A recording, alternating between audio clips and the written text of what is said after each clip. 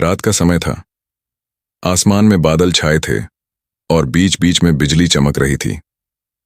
शहर के पुराने हिस्से में एक जर्जर सा स्कूल खड़ा था, सेंट मैरी स्कूल। कभी यहां बच्चों की भीड़ रहती थी, लेकिन पिछले 10 सालों से यह स्कूल बंद पड़ा था। लोग कहते थे कि यहां एक मासूम बच्ची की रहस्यमयी मौत हुई थी, और उसी दिन से इस स्कूल की आखिरी घंटी हर रात अपने आप बजती थी। गांव वाले मानते थे कि यह घंटी आत्माओं को बुलाने का संकेत है। कोई भी उस इलाके में रात को कदम रखने की हिम्मत नहीं करता, लेकिन कहानियों पर हंसने वाले हमेशा होते हैं। ऐसा ही एक लड़का था, रोहित। रोहित कॉलेज का स्टूडेंट था। उसे हॉरर स्टोरीज पर भरोसा नहीं था।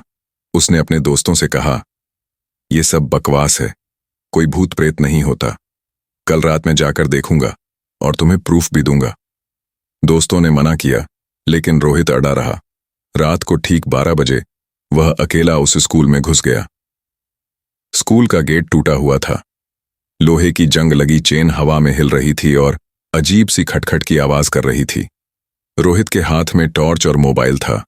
जैसे ही उसने कदम अंदर रखा, धूल की गंध और सड़ी हुई लकड़ी की बदबू ने उसका स्वागत किया। क्लासरूम की खिड़कियां टूटी हुई थीं। ब्लैक बोर्ड पर पुराने चौक के निशान अब भी साफ नजर आ रहे थे। रोहित कैमरे से सब रिकॉर्ड कर रहा था और मजाकिया अंदाज में बोला, देखो दोस्तों, यहां कोई भूत नहीं, बस धूल और मकड़ी के जाले हैं। लेकिन तभी उसे धीमी सी फुसफुसाहट सुनाई दी, पढ़ाई करो, घंटी बजने वाली है। रोहित चौकन्ना हो गया। उसने टॉर्च इधर उधर घुमाई, लेकिन कुछ भी नजर नहीं आया। उसने सोचा, शायद हवा की आवाज है, और वह आगे बढ़ता चला गया। कॉरिडोर में चलते चलते उसने देखा, दीवारों पर पुराने बच्चों की पेंटिंग्स टंगी थीं। लेकिन जैसे ही उसने टॉर्च डाली, उन पेंटिंग्स के चेहरे बदलने लगे। मुस्कुराते चेहरे अचानक डरावने बन गए। आंखें लाल चमकने लगीं। रोहित का दिल जोर जोर से धड़कने लगा। वह धीरे धीरे सीढ़ियों की तरफ बढ़ा। ऊपर जाते ही उसे लगा जैसे पीछे से कदमों की आहट आ रही है। उसने मुड़कर देखा, कॉरिडोर खाली था, लेकिन टॉर्च की रोशनी में जमीन पर एक और परछाई नजर आई, जबकि वहां कोई खड़ा नहीं था। घड़ी ने जैसे ही 1 बजाए, पूरे स्कूल में अचानक घंटी की आवाज गूंज उठी, टन। वह आवाज इतनी डरावनी थी कि रोहित का खून जम गया। उसने डरते हुए मोबाइल कैमरे में देखा। रिकॉर्डिंग में साफ दिख रहा था कि घंटा अपने आप हिल रहा है। रोहित घबराकर दरवाजे की तरफ भागा, लेकिन दरवाजा बंद था। उसने पूरी ताकत लगाई, मगर दरवाजा खुला ही नहीं। अब पीछे से बच्चों के हंसने और रोने की आवाजें आने लगीं। भागते भागते वह एक क्लासरूम में घुस गया।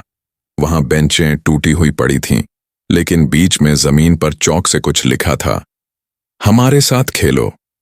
रोहित ने टॉर्च नीचे डाली और देखा, वहां बच्चों की परछाइयां गोल घेरा बनाकर खड़ी थीं। सबकी आंखें खाली थीं, जैसे आंखों की जगह सिर्फ काला गड्ढा हो, और सब एक साथ बोल रहे थे, हमारे साथ खेलो, हमेशा के लिए। रोहित चीख पड़ा और बाहर भागने लगा। वह भागता हुआ स्कूल के पीछे के कमरे तक पहुंच गया। दरवाजा खुला था, अंदर अंधेरा था। जैसे ही उसने कदम रखा, उसे जमीन पर एक पुरानी डायरी मिली। उसमें लिखा था, 12 जून 1969।